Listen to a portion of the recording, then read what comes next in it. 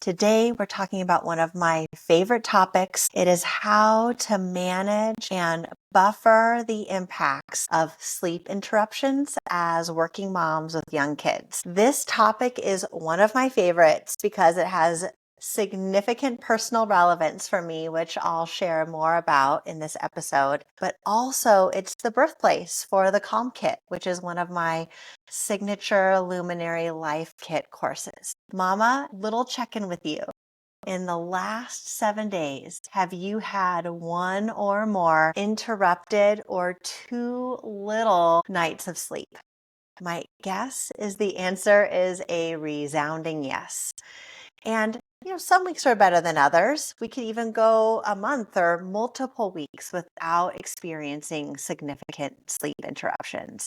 But it is very common and more than likely that you are dealing with the impacts of little sleep or sleep interruptions on any given night as a working mom with young kids. I'm so passionate about this topic because as a mental health provider, I understand how significant sleep or lack thereof is on our mood, on the way that we show up in our relationships, on the way that our mind works and our ability to perform at work, and on our day-to-day enjoyment of our lives.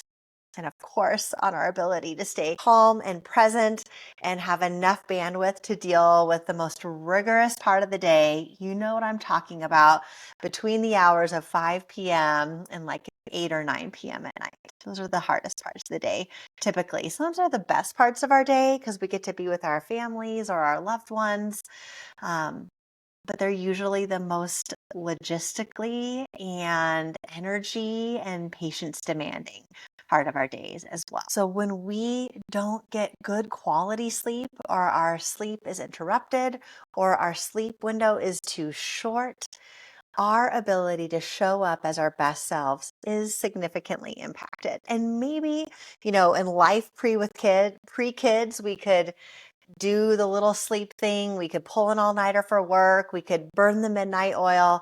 And my guess is that if you're between the ages of 35 and 45, which is the average age of the Luminary Life Kit woman, you are not able to function or cope anymore with the volume of interrupted sleep that you're experiencing right now.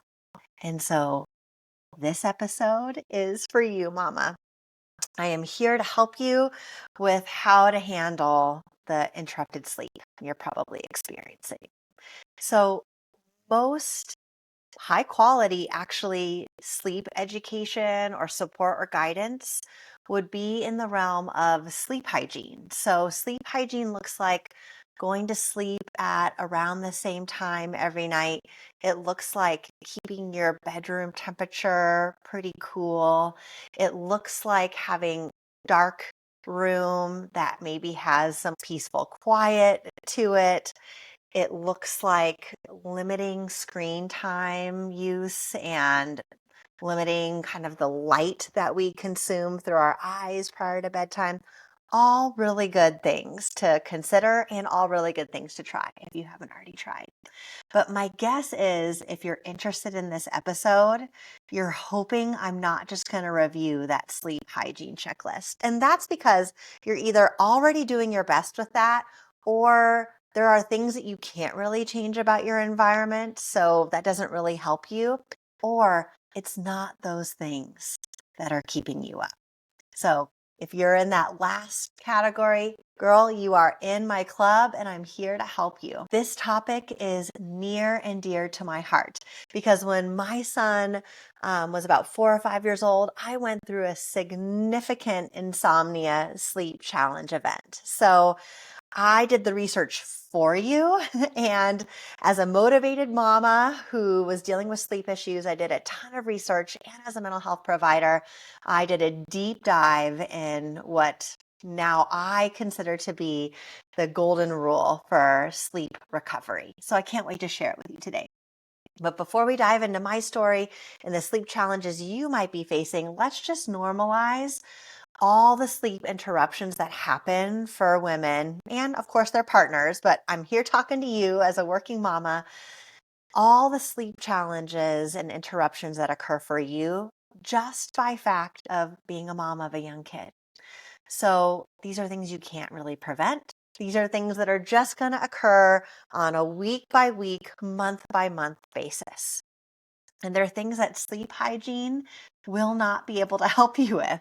So, number one cause of sleep interruptions is illnesses. So, your child is going to be exposed in daycare or at school or all of the above to illnesses. And you know what I'm talking about. They get sick and then they're having a sleep event that's out the window, and then now your sleep is compromised. And even if you've finally been able to get them to bed, or they wake up and then you're able to get them comfortable again and they're back to sleep, you might be up for an indefinite period of time after you've been awake attending to their needs. So, number one, illnesses. Number two, nightmares or bad dreams, or like any other kind of sleep interrupting thing that's developmentally appropriate that your kid will need your help with. So, nightmares they'll need your help with, but also maybe nighttime toilet training, or even if your kid is nighttime toilet trained, especially if you have a boy, but maybe this is equal for both gendered kiddos. You're going to have accidents and nighttime bedwetting issues that are going to get you both up and then require you to help your kiddo to get back to sleep. Number three thing that I find gets in the way is if your kiddo's going through any like developmental changes. So that could be neurological development. Remember those like leap years that you were following when your kid was a baby?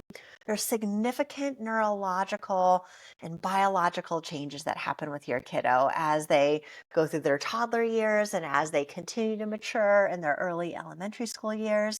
So those developmental neurological changes do impact sleep. It impacts their mood, it impacts their sensitivity to adversity, and it impacts their sleep as well. And then the fourth main thing that I have run into and that I've heard of other mamas running into are these unpredictable windows of separation anxiety that your kid will go through. They might go through multiple episodes of separation anxiety in a year or throughout the course of a few years. And usually those separation anxiety issues, if they're not showing up during the day, they will show up at night, either in sleep resistance and going to bed sleep resistance, or if they're waking up in the middle of the night and they used to be able to kind of just pull the covers up and put themselves back to sleep, they're no longer able to do that for just a short period of time. But when these changes happen for us, any interruption to sleep, it's such a huge stressor as a working parent. There's no opportunity to recover with taking a nap or sleeping in or going to bed early for yourself. That just doesn't exist in a working parent's world. So, what do we need? We need practical and potent nervous system regulating tools that we can use during the day to kind of help our bodies and our brains stay balanced and resourced until we can get to that next window of time when we're able to fall asleep. The four main things that I find to be true with working moms that are interrupting our sleep. Number one is that we tend to have a fair amount of, even if it's low level, anxiety happening in the background almost all the time. Even when we're feeling really good, even when we're feeling pretty resourced, there's a lot on our plates. And there are a lot of things that we have to tolerate as being uncertain and unresolved for longer periods of time than we'd like. So these are things like work-related issues that are really important to us, but that don't have a simple solution and that are going to take time and counsel and resourcefulness to overcome. These are things like your child going through something that feels really important or really tender, and you haven't yet figured out what your framework or philosophy or resources are to help you help your kid navigate that life circumstance. Other things that we tend to feel anxious about have to do, maybe there's some relationship challenges, either with family members or friends or our partner. And those things tend to take time to work through, or maybe they don't have a simple or a short work through. And they are things that are keeping us up at night. Other things that we can be anxious about is just the overall pace and rigor of the constant transitions, all the logistics, all the phases. There's just such a beauty and there's a relentlessness to the season of life. And being in that relentlessness day in and day out can kind of activate some of those um, fight or flight or safety mechanisms in our nervous system. And if we don't know how to fully down regulate or up regulate from those nervous system demands, we can get stuck in a little bit of an anxious state more of the time. So, unresolved or unmet or unsupported anxiety is, I think, number one cause of, just if we're looking at ourselves and not the sleep interruptions that our families provide for us. The other, number two, biggest factor keeping us from being able to sleep is that kind of mechanism of jumping into the to-do list. Now, you may not relate to all four of these things that I'm talking about, but my guess is you relate to at least one, if not more. So listen to yourself if you can relate to this. Moms may have a ton of support from their co-parents, but we usually carry our own percentage of the mental burden of the household, of our jobs, of where our kids are at and what they're needing. We're thinking about camp registrations and daycare payments and what size socks our kids are, and if they have enough snacks for the next day, and if we sign that permission slip, and having on our calendars those like activity signups that fill up so fast. Like, we have a lot on our plates. And I didn't even list anything that has to do with your profession and what you do for work. So it can be really hard when we're woken up for any reason to fall back asleep, because after a couple of hours of sleep, our kind of monitoring and orienting part of our brain is like, okay, what's next? And did we restock the Q-tips? And is there toilet paper on the toilet paper roll? And is there enough gas to get to work today? And I mean, you name it. You could fill in the blank for me, right? The things that your mind likes to remind you about when you're awake in the middle of the night. So the never-ending to-do list and the checklist that your mind likes to bring up, that's item number two on the culprit list of keeping us up. Number three is perimenopause related hormonal changes that have a huge impact on sleep quality, whether it be falling asleep or staying asleep or an ability to fall back asleep if you're interrupted. The significant and drastic hormonal fluctuations that all women have at some point, starting as early as 35 and usually occurs at some point before age 45. That's typically culprit number three. And that, my friends, deserves its own podcast. And I promise I'll do that, because that's my story. I had the fortune of a son that was able to sleep predictably, for sure by a year old. And so I was sleeping well and was enjoying the benefits of regular and predictable sleep for many years, until my son turned about 4 or 5 years old. Now, a few different things happened. This was during the COVID pandemic.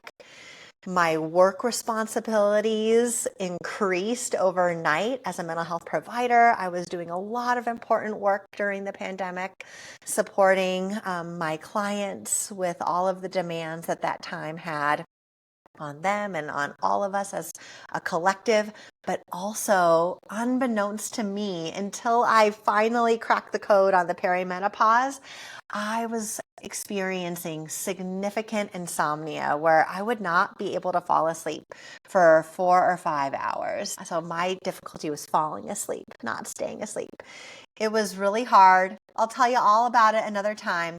But that insomnia event that lasted for a few years because I didn't know it was perimenopause related. I got a lot of healthcare support, but not the specialized support I needed until I did. And I did all the deep dive research for you. So believe me, tune into the perimenopause resources coming your way, mamas. But it was because of that really difficult couple year period of time where my sleep was really, really compromised.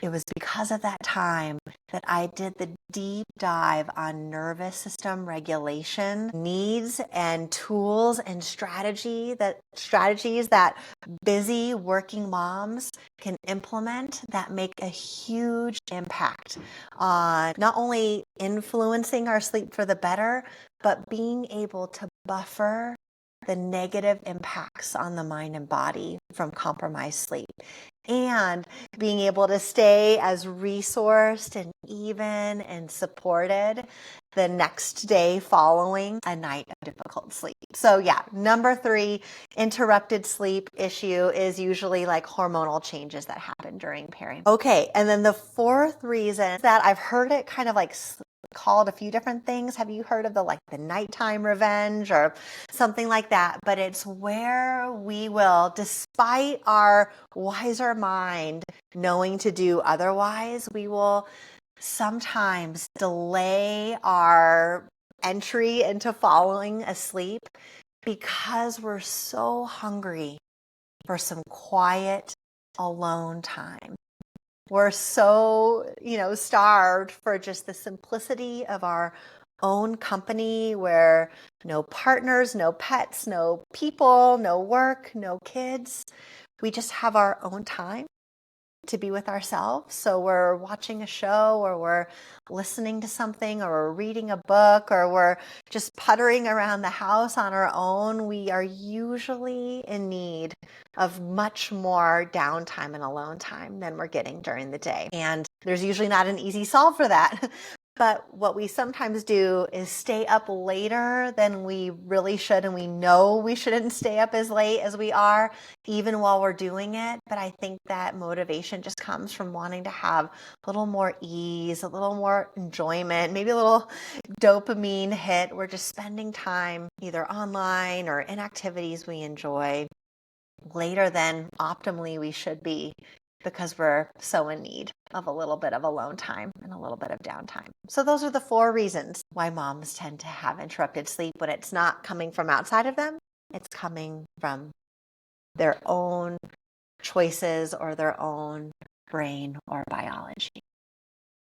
So in a different type of a podcast or educational experience, maybe people would be telling you all the ways you could protect your sleep and focus on your bedtime routine and ways to fall asleep if you are having a hard time falling asleep. And those might be really meaningful interventions, but I have found, after talking with countless working mothers and after my own deep dive in sleep disruption, that the number one best way to recover from sleep interruptions and to support your mental and physical health is by understanding your best way to regulate your nervous system the day after you've had a difficult night of sleep.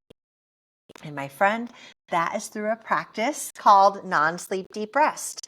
So non-sleep deep rest is a guided relaxation exercise that trains your nervous system to self-direct and move into a state that is more regulated, resourced, calm, and soothed. Non-sleep deep rest is unlike meditation in that it doesn't ask you to clear your mind or kind of observe your mind. It actually uses your mind to focus on different parts of your body in a relatively quick way that for most women, I find tends to be actually more relaxing than just trying to get yourself to relax.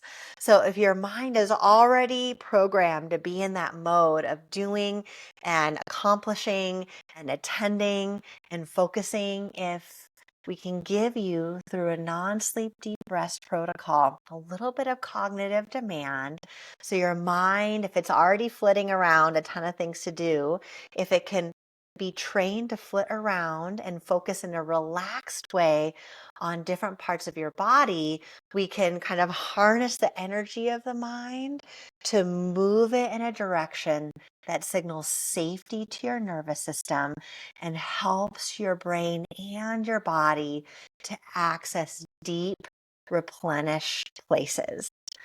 I think that non-sleep deep rest is a powerful enough of a tool that I'm actually going to do a part 2 podcast to this topic.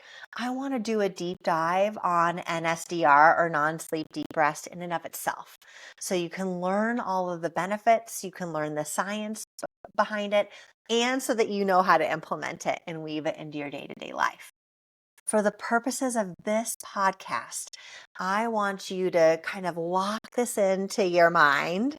I'm sure you're listening to this as you're brushing your teeth or as you're getting ready for the day or as you're commuting or as you're folding laundry or as you're procrastinating on some work to-dos, whatever it is. I want you to keep this in the back of your mind as you move throughout your day.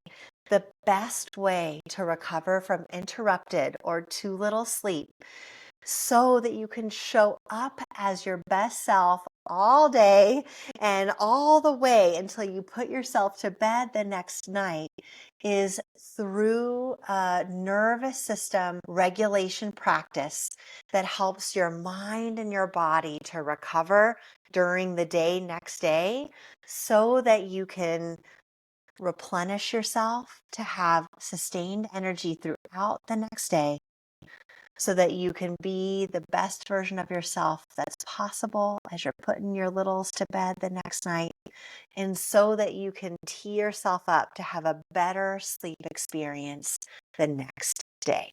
So, nervous system regulation is the best way to support yourself and to promote better sleep the next night and to stabilize the mood and energy deficits that come from interrupted sleep. I think you've heard me loud and clear. The main trick is, well, what nervous system practices are most effective and how am I supposed to squeeze another thing into my day?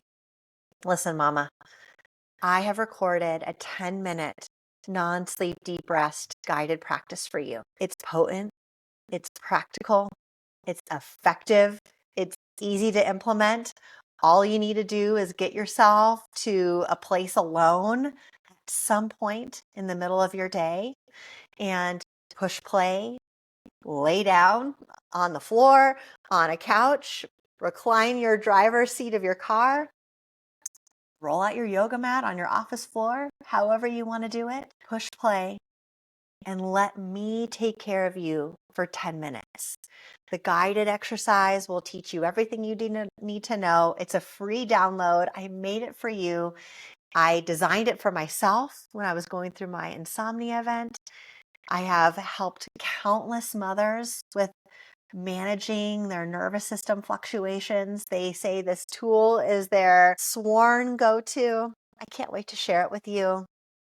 Download it through the link in the podcast summary.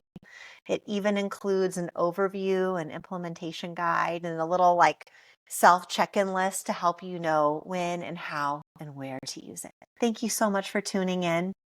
I hope you've heard yourself somewhere in this podcast today.